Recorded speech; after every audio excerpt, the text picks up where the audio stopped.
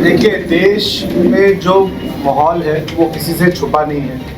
महाराष्ट्र में क्या हुआ उसके जो ऐसी नहीं कि कोई मौखिक रूप से तथ्यों के आधार पे हमारे नेता माननीय जननायक राहुल गांधी जी ने सबके सामने वो तथ्य रखे। महाराष्ट्र में किस तरीके से वोट चोरी हुई, हरियाणा में किस तरीके से ब्राज़ीलियन मॉडल वोट डाल रही है, कहीं झांसी में हरिवंश राय बच्चन स्वर्गीय वोट डाल रहे हैं। तो ये जो मुद्दा है किसी एक प्रदेश से सीमित नहीं रह गया है, ये पूरे देश का मुद्दा है। ये लोकतंत्र के ऊपर सीधे सीधे खुले आम लगातार सिलसिलेवार तरीके से प्रहार हो रहा है।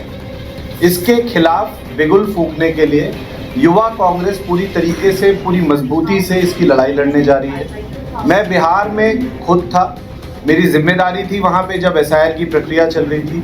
65 लाख नाम एकाएक काट दिए जाते हैं। वोटिंग खत्म होने के बाद 5 लाख वोट डल जाते हैं। जब पूछा जाता है कौन है ये 5 लाख मतदाता, जरा इनके नाम बता दीजिए, तो आज तक सिर्फ सन्नाटा, कोई जवाब नहीं। ना ही कोर्ट में अर्जी डालो उसकी ना सुनवाई, ना किसी प्रकार से कोई जवाब। तो जो बिहार में हुआ, जो गोवा में हमारी लोकतांत्रिक तरीके से चुनी हुई सरकारें जो चुराई गई, जो हरियाणा में हुआ, जो महाराष्ट्र में हुआ, वो मध्य प्रदेश में हम उसको होने नहीं देंगे। एक एक बूथ पे हमारा यूथ कांग्रेस का कार्यकर्ता बूथ रक्षक बनके उसकी पूरी जिम्मेदारी के साथ रक्षा करें।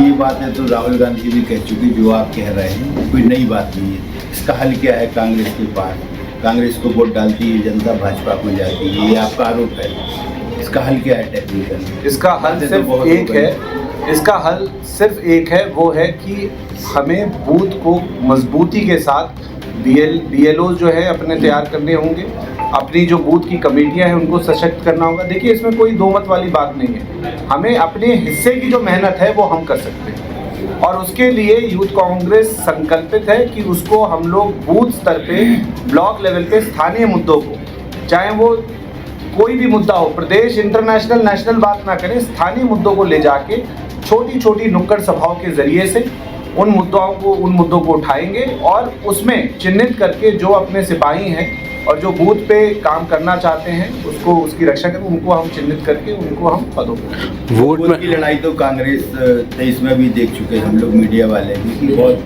तत्परता से लड़ी, लेकिन जो सीटें कांग्रेस की थी वो भाजपा की आई।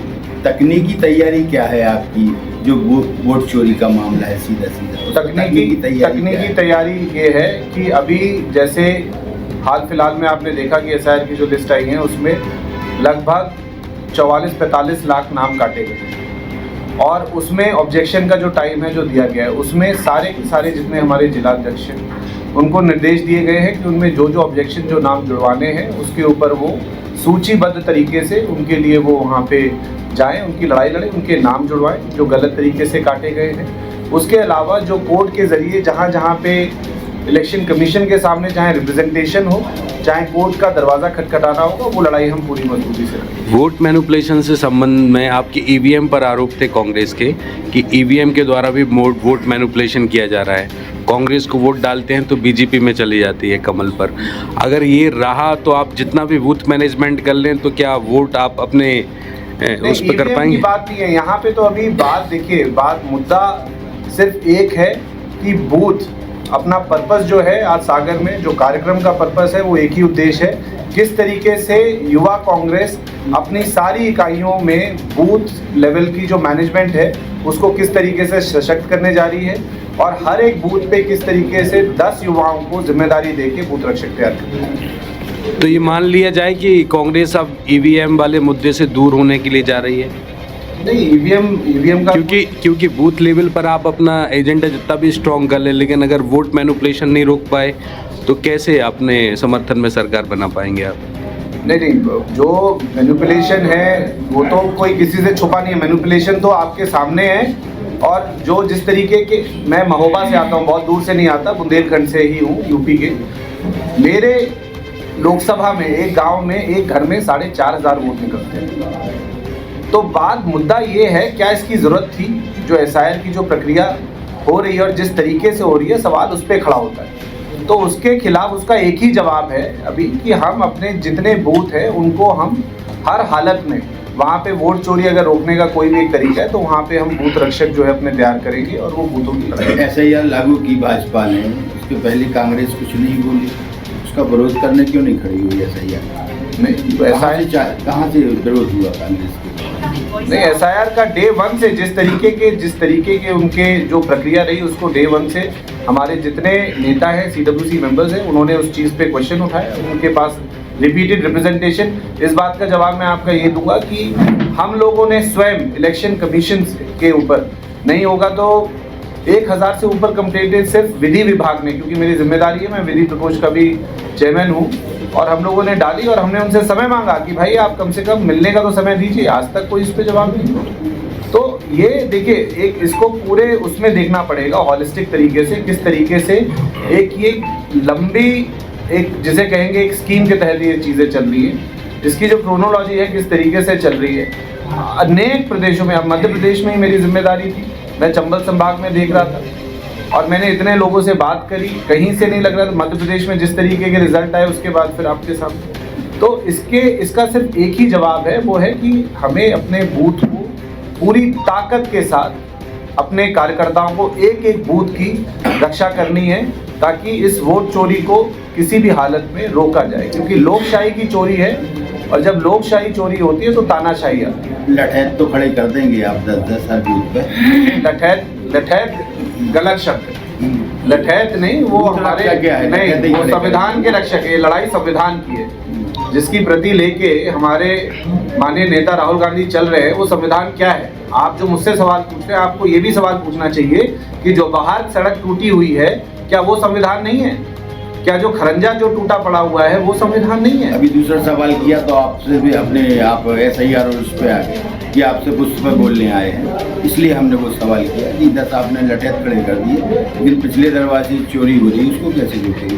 फिर वही सवाल है। मेरे भाई ने सवाल किया उस पर, तो उस पर भी वही जवाब है कि उसको कैसे आप रोक सकते हैं? भाई आपके पास क्या है? लोकतांत्रिक तरीके से खड़ी हुई इंस्टीट्यूशंस हैं, संस्थाएं हैं। जब इलेक्शन कमीशन का जो मुखिया है ज्ञानेश कुमार, उनका जो अपॉइंटमेंट है, कैसे होता था अपॉइंटमेंट? पूरा का पूरा बिल उठा के चेंज कर दिया। उसमें जो चीफ जस्टिस ऑफ इंडिया है, मुख्य न्यायाधीश को हटा के होम मिनिस्टर को ले आया गया। तो प्रधानमंत्री और आपके जो होम मिनिस्टर है वो तय करेंगे कि इलेक्शन कमीशन का मुखिया कौन होगा। सेंट्रल इलेक्शन कमीशन जो सवाल पूछने का अधिकार है, जो RTI, जो सबसे एक सशक्त एक आपके हाथ में हथियार दिया जनता के हाथ में, विपक्ष भी उस मामले में दबाव नहीं बना पाया कि इसे सुप्रीम कोर्ट के जज को भी शामिल किया जाए।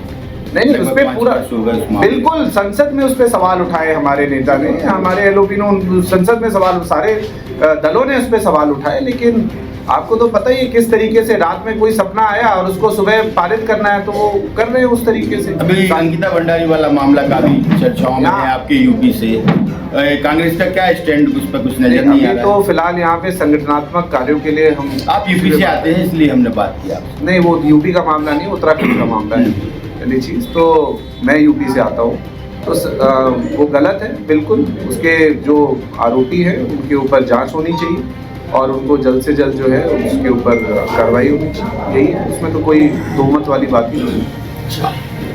सबको देते हैं, इन्हें भी मीडिया का एक बहुत मतलब सबसे जो आज जो जनता देख रही है ना, वो मीडिया की तरफ नजर उठाती है। आप लोग इनको स्पेस दें, वो मुद्दे उठाएंगे हम लोग और नहीं, ये अच्छे मुद्दे उठाएंगे, आप देते नहीं हैं।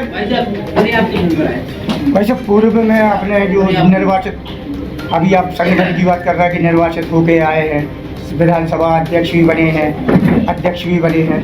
पूर्व में इन लोगों ने एक मुद्दा उठाया था शराबबंदी को लेके, जुआ सट्टा अवैध कारोबार को लेके, और सागर में आपने विधानसभा अध्यक्ष बनाया है और वो खुद पूर्व में सट्टा और जुआ में लिप्त थे और उनके ऊपर FIR दर्ज है। तो इस तरीके से किस हिसाब से देखेंगे आप जनता में काम कर पाएंगे? नहीं, उसके जो गलत है वो गलत है, वो हमारी नज़रों में गलत है। देखिए, क्रिमिनल्स की कोई ऐसी जगह, अगर कोई ऐसा है उसके ऊपर जो जांच है, जो उसके ऊपर FIR है, उसमें जो इन्वेस्टिगेशन है, अगर उसमें दोष मुक्त होगा तो अलग बात है, अगर उसमें दोषी करार होगा तो बिल्कुल नहीं। तो निर्वाचित तो हुए विधानसभा सागर से?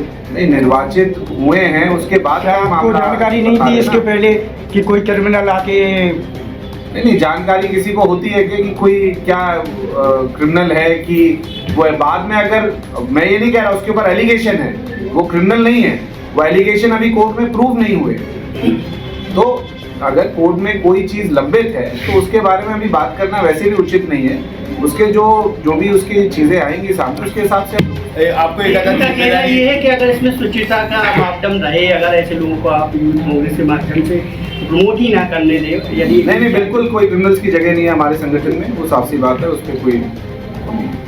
Join the next, be the best. Bundelkhand का सबसे विशाल और आधुनिक विश्वविद्यालय ज्ञानवीर यूनिवर्सिटी। ये सिर्फ एक यूनिवर्सिटी नहीं, ये है आपके सपनों का लॉन्च पैड। यहाँ मिले आपको smart classrooms, modern campus, updated labs और एक्सपीरियंस्ड फैकल्टी। हर स्टूडेंट को मिलता है कॉन्फिडेंस, ग्रोथ और एक ब्राइट करियर का प्रॉमिस। नए सेशन के लिए एडमिशन ओपन है, तो इंतजार कैसा? आज ही कांटेक्ट कीजिए। रिपब्लिक सागर मीडिया को सब्सक्राइब अवश्य करें, और आप हमारी आने वाली सभी वीडियो को देखना चाहते हैं तो आपको उसके लिए घंटी जरूर दबानी पड़ेगी, ताकि आपको सभी वीडियो की नोटिफिकेशन समय समय पर मिलती रहे। रिपब्लिक सागर मीडिया पर जो भी वीडियो आएगा वह सच की कसौटी पर कसकर ही आएगा।